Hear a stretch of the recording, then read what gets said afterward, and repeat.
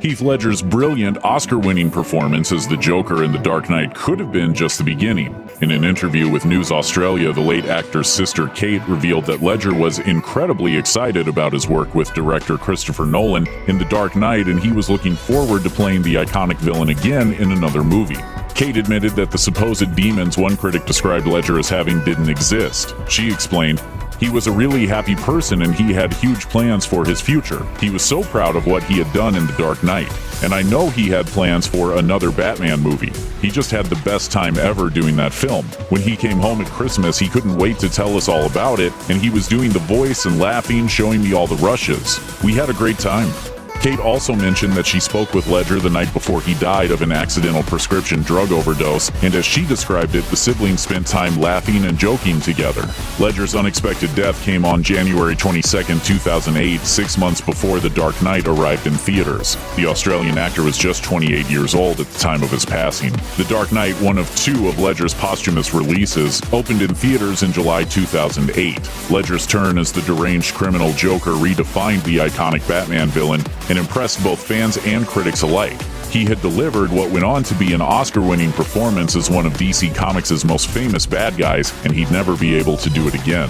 Writing for The New Yorker, critic David Denby had only positive things to say about Ledger, saying, "It has one startling and artful element, the sinister and frightening performance of the late Heath Ledger as the psychotic murderer, the Joker. That part of the movie is upsetting to watch and, in retrospect, both painful and stirring to think about. His performance is a heroic, unsettling final act. This young actor looked into the abyss."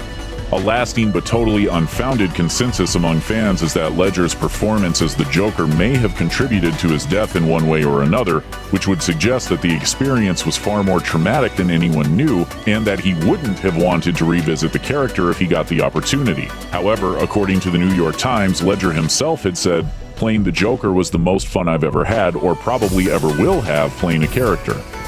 Why so serious?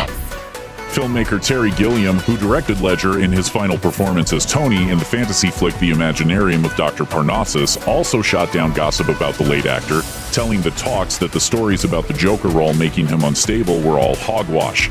Gilliam said, "They were trying to imply that playing the Joker had made him crazy. Absolute nonsense. Heath was so solid. His feet were on the ground and he was the least neurotic person I've ever met. Heath was just great, and that's why it became so impossible to understand. There was none of this twisted neurosis that a lot of actors suffer from." And the minute we say cut, you'd be telling a joke about something else. We were back to having fun. It seems clear that Ledger truly had an amazing time playing Joker. What isn't clear, however, is whether Nolan had planned to include Ledger in 2012's The Dark Knight Rises. At the time, Nolan wasn't even sure that he himself would be back for a third film, as there wasn't an overarching narrative in place yet.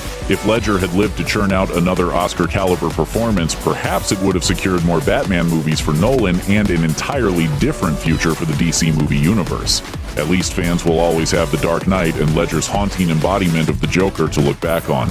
What they also have is more Joker heading to the big screen, as Joaquin Phoenix is bringing the clown prince of crime to life in director Todd Phillips' Joker, set to hit theaters on October 4th, 2019.